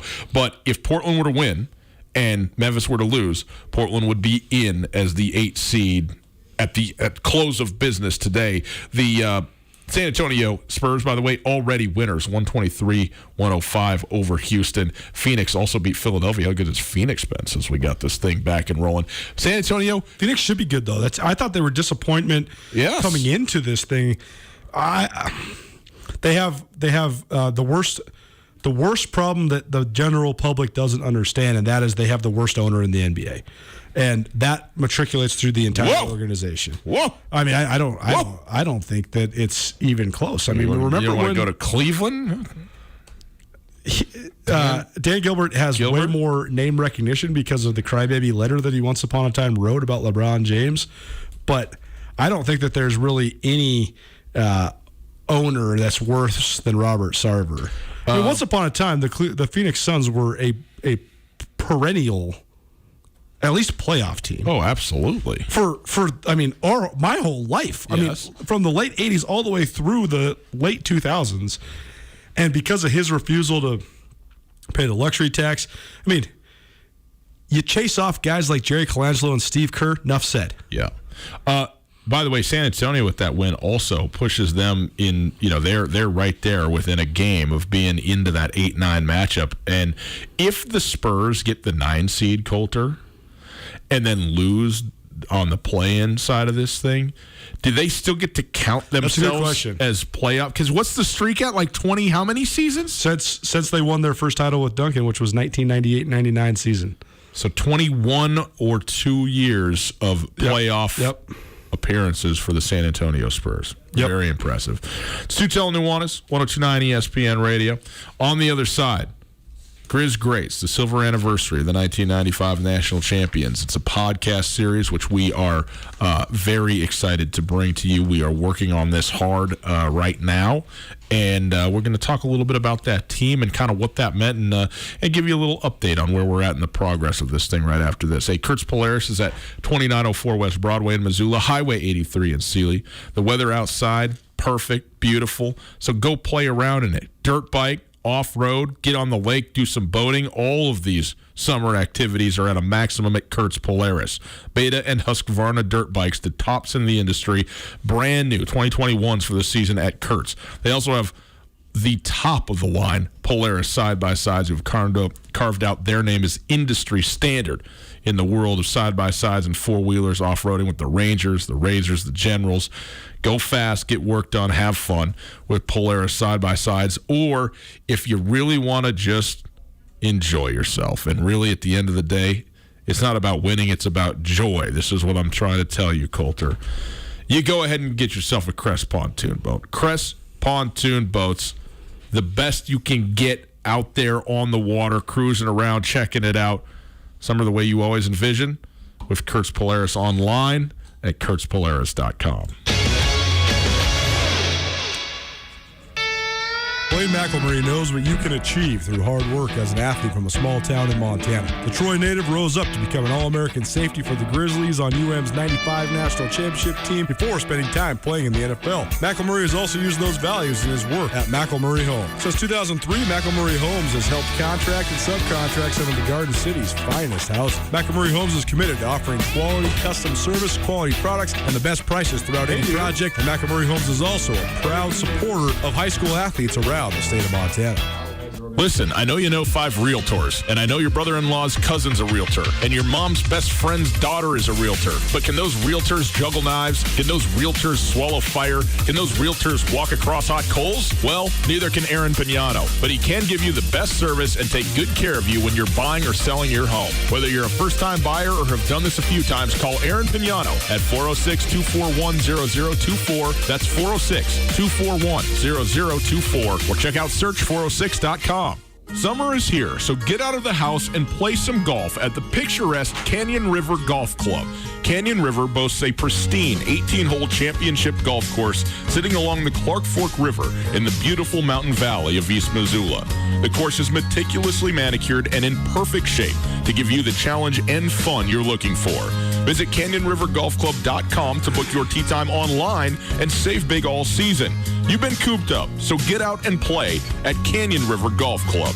Nothing says summer like a cool Montana microbrew. The Montana Club proudly serves regional Montana-made brews for your sipping pleasure. If you're in the mood for a cocktail, try one of our 20 specialty martinis. Come in from 3 to 5:30 for the club's BOGO Happy Hour and special $5 appetizers. Or swing by on Friday for Montini Night and $6 top shelf martinis. Make the Montana Club part of your summer fun. Clean, safe, and local. The Montana Club on Brooks and North Reserve, Missoula. Dr. Hardy from NWPSA is here with me. Dr. Hardy, it seems like every day there is some new therapy or procedure for folks looking to improve their confidence and appearance. What is your process for choosing what you will offer your patients? One of the most important things to remember about plastic surgery and skin therapies is that the latest isn't always the greatest. In our practice, we let science and safety speak, so we educate ourselves on every new technology and procedure and only bring in what we feel can give safe and effective results to our patients. patients. Well, that's what it's all about. How does a patient go about choosing what is right for their needs? Each patient will have an extensive consultation where we discuss their short and long-term goals. Patients can feel secure in knowing that we have the experience to guide them to the treatments that'll be the most effective in helping them reach these goals in a safe and confidential environment. Contact Northwest Plastic Surgery Associates, nwpsa.com, or call 728-3811. ESPN Missoula Sports Center. Good afternoon. I'm Ryan Tootell. Here's some sports news for you. Hey, boys and girls, the Eastern Washington Eagles, even though they had football suspended, did not have other sports suspended until yesterday. And Eastern Washington has officially postponed all fall sports on the entire schedule. The announcement of the suspension of non-conference play for league schools and other sports with no Big Sky edict has yet been set in terms of rescheduling or cancellations. But nonetheless, Eastern Washington not playing any fall sports this fall. Big Sky Conference expected to make a similar announcement later on this week. In breaking news, the Missoula Paddleheads are suing Log Jam Presents for $250,000. That's $250,000 due to damages and lost revenue incurred when Log Jam Presents threw the Mumford & Sons concert at Ogren Park Allegiance Field last August 11th. That's a year ago today.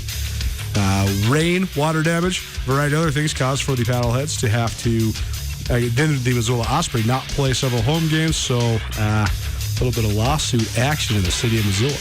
And finally, the Pac-12 and Big Ten conferences announced today they will be postponing all fall sports, including football, so they join the Mountain West and the MAC as Division I FBS conferences to not have football this fall.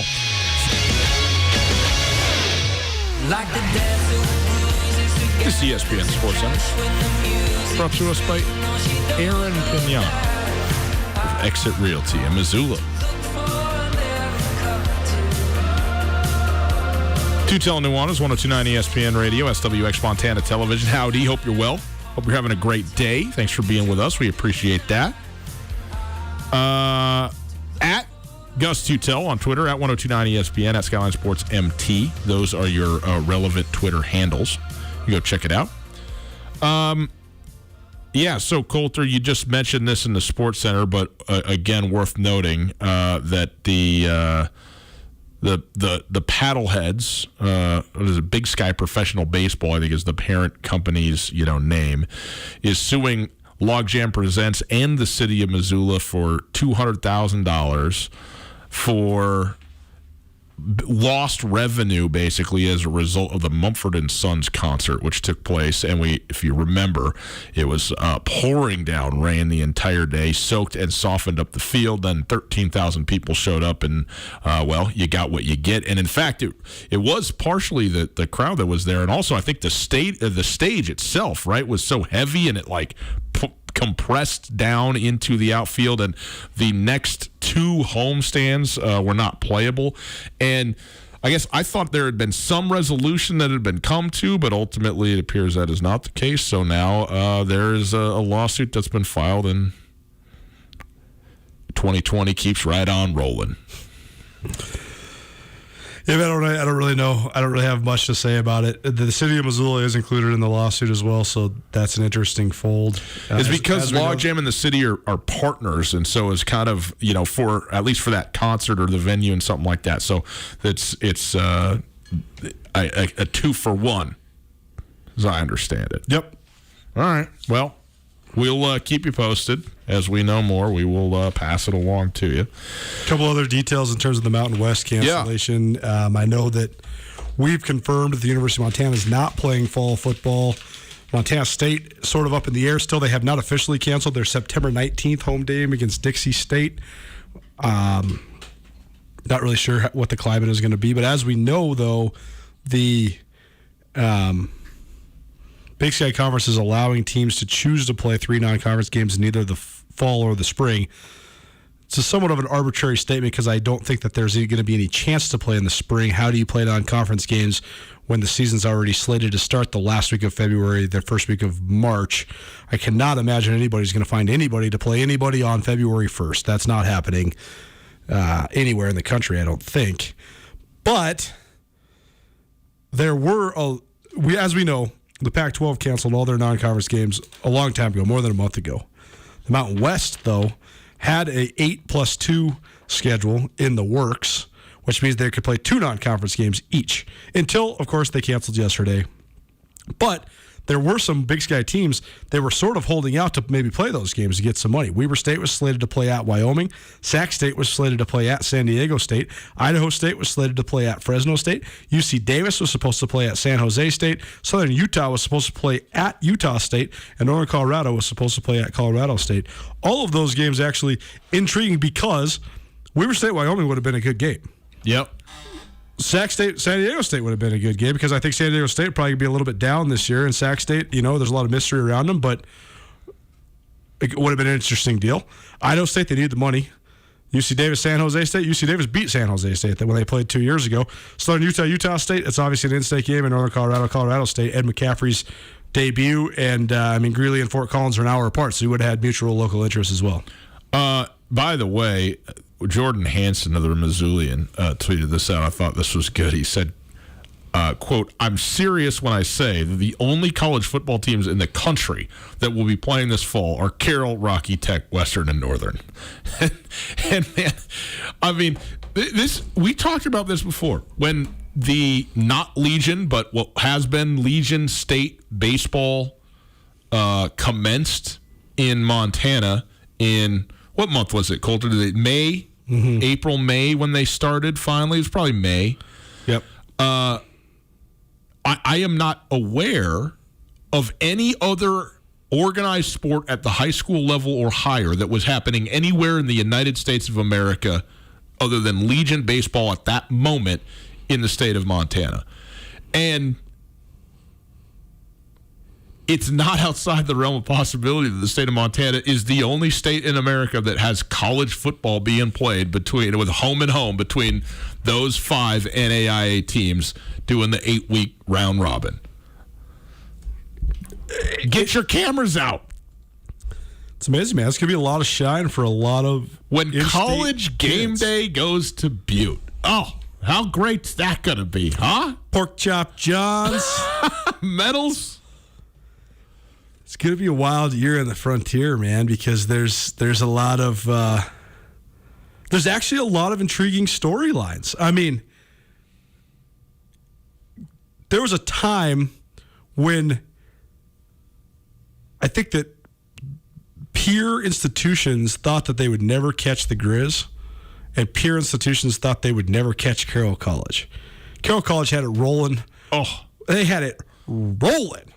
I mean, they were to the point where it was we're not going to even lose. I mean, we're going to have classes. Is it more impressive to have 4 straight natties or be on the cover of SI? Well, I would say probably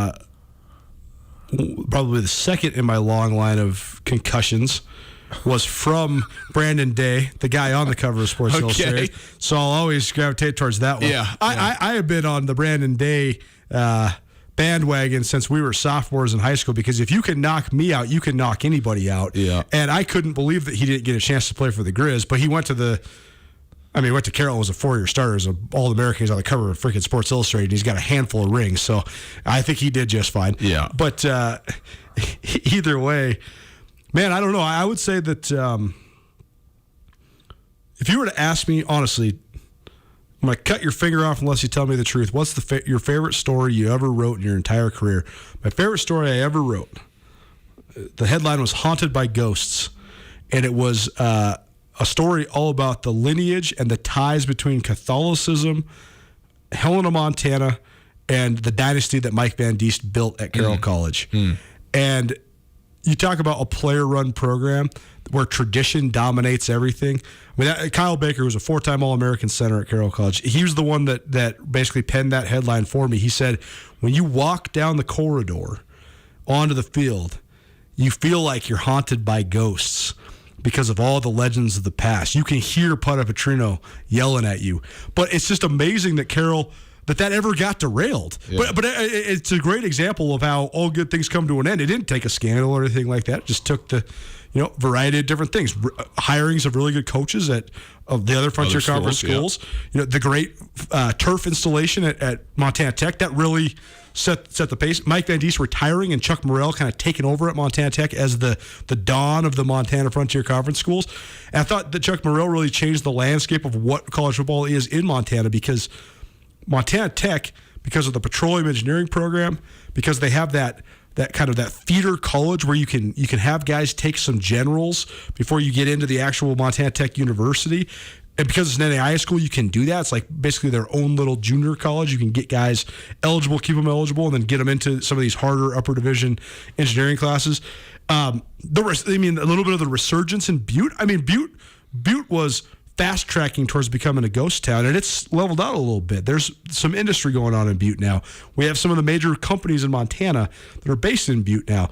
The mine is operating again at a much more healthy level, and so that influenced Montana Tech's resurgence. But I think that the Western's done a good job. They've recruited some really great players. Jason Ferris obviously leading the way now. He's playing for the Carolina Panthers. Mark Sampson and Kyle Sampson really laid the groundwork at Montana State Northern. They're a little bit more competitive. Rocky Mountain has done some good things as well, and they've had some talented players go through there.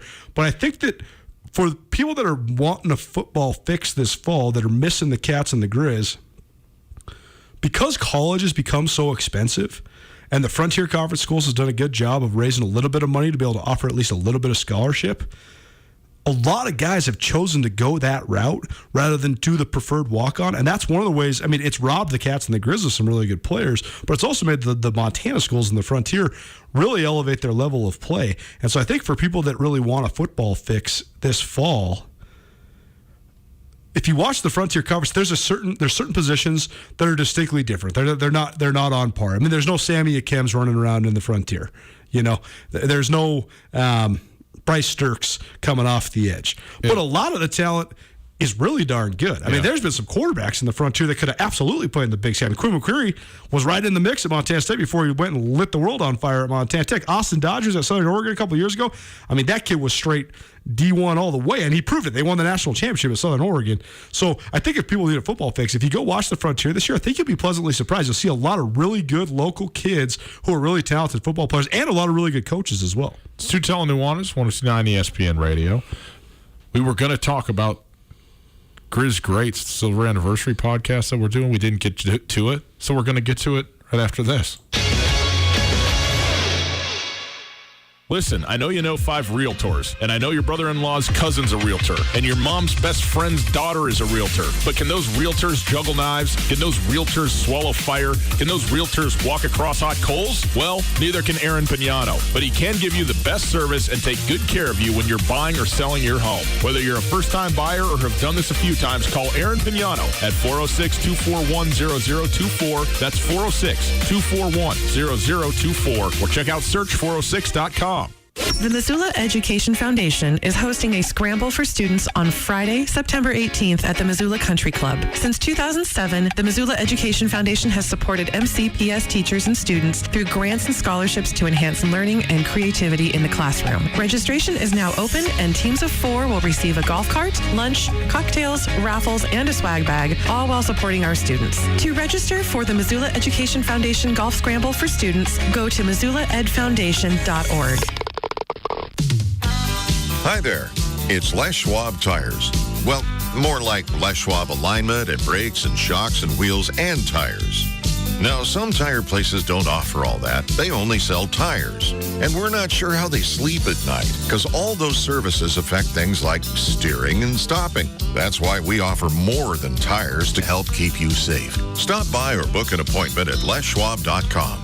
Les Schwab Tires, doing the right thing since 1952. The world of real estate is always evolving. That's more true now than ever. If you are a longtime Missoulian that is looking to upgrade or downsize, it might be the best time yet to sell. If you're in the position to buy something new, today might be the best time to buy. And no matter what questions you have when it comes to residential or commercial real estate, Mike Nugent and the professionals at Berkshire Hathaway in Missoula have your answers. To find out what Mike can do for you, give him a call today, 531-1802. And remember, every question is good to ask.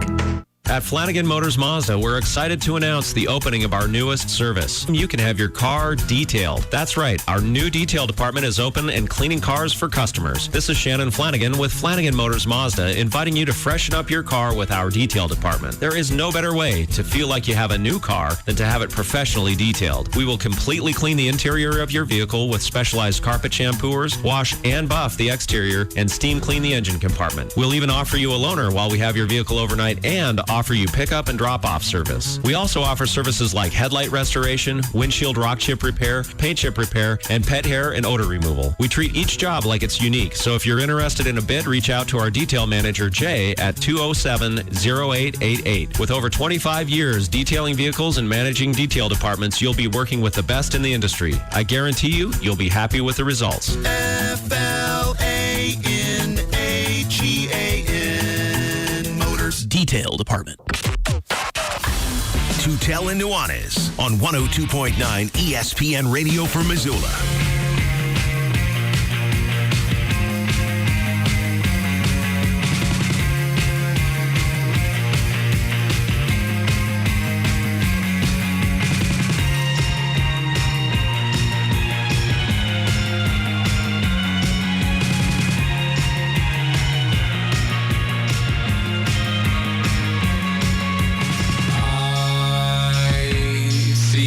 Welcome back to Tootell and Nuanez, 102.9 ESPN Radio, SWX Montana Television, and podcasts everywhere.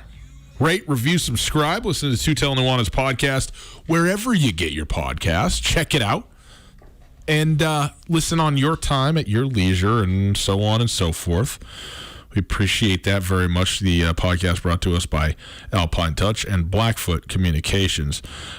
Coulter, quick update for everybody in terms of some NBA action going on right now. The Memphis Grizzlies, performing a spectacular free fall, have in fact lost to the Boston Celtics. I believe that is their 7th loss in 8 games or 6th loss in 7 games since re-entering the bubble.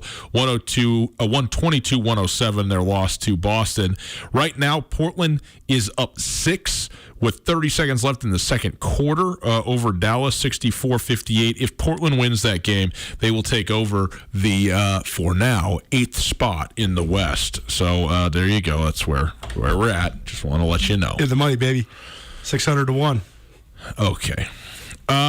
Coulter. I need this, Gus. Oh, jeez. That's why I'm going to be living at your house. Come on over. I got plenty of room. I'll make fried rice. Make Kyle eat it. He will. He loves fried rice. You know why? Because it's food. Grizz Greats, Coulter, the silver anniversary of the 1995 national champions. We're very excited to be bringing you this this podcast series. We will be releasing the first one of these in about a week and a half from now, and we will keep you apprised on who, what, when, where, why. And we've already started get the process of obtaining these interviews, and we're going to be recording starting tomorrow. And the list of folks that we have associated with this is very long and growing, and it is very distinguished, and we're very excited about it. But as we think about this, Coulter, first of all, it's the 25th anniversary, right? The silver anniversary of the 1995 national championship team. And when you look at that team, the players that were on it, you and I have been rewatching the national championship game against Marshall, played, by the way, at Marshall. Yep, Huntington, West Virginia. One thing that I had forgotten is the Grizzlies allowed 14 points to be scored in total between their 3 games leading up to the national championship game. Yep. They had shutouts in their first 2 games and gave up 2 touchdowns in the semifinal. It was okay they gave up 2 touchdowns in the semifinal, though, because they scored, what was it, 70? 70-14 against Stephen F. Austin in the FCS semifinals. Or I guess the Division I AA playoff semifinals at that time. But yes, 70-14 in the semis. That's that's a substantial win. I think Stephen F. Austin probably wants to come to Missoula again less than any other school, because the only 2 trips they've ever made to Missoula, they lost 70-14 and 51-0.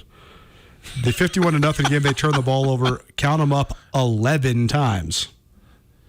You know, I'm amazed. They didn't give up 100? 51's all they got. Yeah, I mean, that game was the definition of partying on the pile, man. Those were my boys that were playing that afternoon, and I think that every single guy on the defense had a strip or a pick. Yeah. It was the national championship though. 1995, the Grizzlies won 22-20. Andy Larson hits the game-winning field goal. He also hit, by the way, a 47-yard field goal to open the scoring. Yep. And I'm wondering. I'm looking forward to talking with him because I wonder how big a deal that was for him. It was his longest field goal of the season.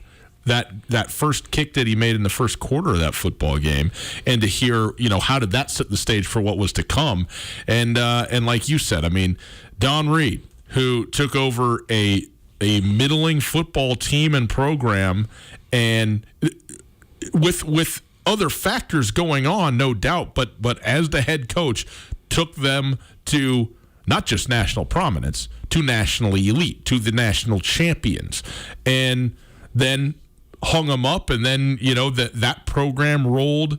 Well, in some ways is still rolling, but from 1995 till about 2010. There's nobody better than the University of Montana Grizzlies in football when it comes down to it, and that was it wasn't the beginning. The beginning was before the game, but that was the stamp that the arrival had happened, and that the process of the build, the foundation, as it were, was complete, and now you roll, right? Now the Montana Grizzlies just keep it going, and they did through multiple teams, through multiple coaches, all the way through for 15 years or more. The way that when the Division I AA was created, because there used to be Division I, Division II, and most of the schools that are in the Group of Five now, as well as the prominent FCS schools, were in that Division II. Yeah. And Montana State's national championship in 1976 was a Division II national championship.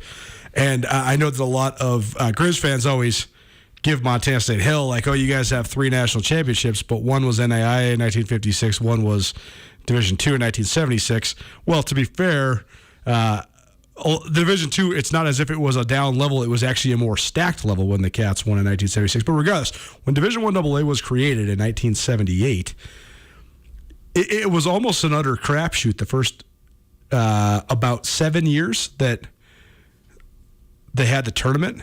Whoever was the hottest team was the team that was going to get it done. Boise State caught lightning in a bottle, did it in 1980. Idaho State did it in 1981. We all know about the epic run Montana State made in 1984. But then dynasties started to take over. Eastern Kentucky won 2. Georgia Southern won 2. Then all of a sudden Georgia Southern won their 3rd, and then their 4th. And then Youngstown State with Jim Tressel rose up, and they win in 91. Then they win again in 93. Then they win again in 94. And the one that they didn't win, that denied them from 4 straight, was Marshall's first national title. And then Marshall was the next dynasty. The reason it was so impactful that Montana did this is they kicked down the door and announced that, hey, you have Eastern Kentucky, you have Georgia Southern, you have Furman, you have Youngstown State. Montana is here, and then Montana was there to stay. And obviously Youngstown State went on to win their 4th in 97. Georgia Southern won their 5th and 6th in 99 and 2000. But then Montana came back around in 2001 and won their 2nd. And it's interesting because the FCS has been all about dynasties this decade, but that's actually not new. The FCS playoffs has catered to the hottest team or the dynasty team, and really nowhere in between, because you had the App State dynasty 3 in a row. You had this NDSU dynasty, but then you've also had teams that got hot, like Eastern Washington. Eastern Washington was not even the outright Big Sky champs the year they won it in 2010. Villanova was kind of a lightning in a bottle team, and they won it in 2009. Richmond in 2008 was an 8-win team coming out of the regular season. They were like the 3rd or even 4th team out of the CAA to get in the playoffs. Got red hot, won the national championship. So it's been kind of 2 sides of the coin. But the team that has outlasted and remained through all of that, I know that Montana hasn't been as dominant this decade, but still a prestigious top 10 program in the country to be sure. But that set the tone. That announced their presence on the national stage. They'd been building that. They were kind of this upstart program in this rural area. But then it was like, bam, we have this West Coast, or I guess this Rocky Mountain West power. And they've sort of carried that flag ever since. But this was the landmark moment when they won that national championship in 1995. Well, I'm certainly excited to do this, to get going on this, and to hear the stories. I mean, you, like you said, you were 8 years old watching it in the Wilma, but I was in high school and remember vividly not even so much the game, but the celebration. I mean, the party that was, Missoula, Montana, and the arrival of the team at the airport and getting off the plane and all that, and the whole celebration, the parade, and all of it. And I look forward to the stories, man, to hear the accounts and the recounts of the entire season. And what those memories are like 25 years after the fact, and where that stands. And it's cool too, because there's a lot of folks, a lot of people associated with that team that are in Missoula still, or have come back to Missoula after having had some time away. And there's a lot of people who are we don't even know where a lot of the folks, the players are, some of the coaches that were so deeply entrenched with this team, where they're at right now, and that'll be fun to find out as well. So I think it's going to be entertaining for everybody. And look, want to give you something to look forward to, for crying out loud. Give you something to listen to and remember the old days. And thank God, you can watch the entire game, no commercial, on YouTube. You just watch it on YouTube. How great is that? What's the deal? Like, it's 100 years after a book has been published, it just becomes part of the public domain and there's no copyright, right? I believe that anything that was filmed before YouTube was invented, just as, it's just free on YouTube. Anything that happened before about 2006, maybe, 2010? I don't know. When did YouTube start? Good question. There's definitely a tipping point for YouTube. I think it's probably started way earlier than we ever imagined, but there was a tipping point when it became this endless place for archiving of all footages. I mean, I guess so. Are we going to be on YouTube forever? I hope not, man. Me too. Yeah. Here's what I'm not worried about, but like, it's all just in servers, right? Don't they have giant air-conditioned underground rooms full of computers somewhere in the California hills? Like, what happens when the earthquake happens? Yeah, like in Butte and Anaconda. Oh, yeah, right there, too. Yeah. They just... Oh, no, that's the Bitcoin. The only thing that's ever been explained to me in detail by experts extensively that I cannot comprehend. People ask me, do you want to invest in Bitcoin? No, I'd rather sports gamble. I got such a much higher likelihood of success. Not because it's more likely, just because I understand what a point spread is. Bitcoin? I have nothing. I am so out to lunch on Bitcoin. It's brutal. Okay. Well, I've tried. I've watched documentaries about it. I've had hours-long dinner conversations with people that work there that are very smart. That I don't get it. I don't get it. Coulter, where will the parallels of our life ever cease? I'm totally with you on this. I don't know, but I'm excited to release the Grizz Grits, and we will start rolling those out in a matter of weeks, I suppose. So a week after next, I think, is when we're planning on start rolling them. But we'll have a full football fix for you from a variety of different angles of people that were front row for a seminal event in the history of the state of Montana. Boys and girls, have a wonderful rest of your evening. Thanks for being with Coulter and I on Tootell and Nuanez, for listening to ESPN Radio and watching on SWX television. We will see you tomorrow.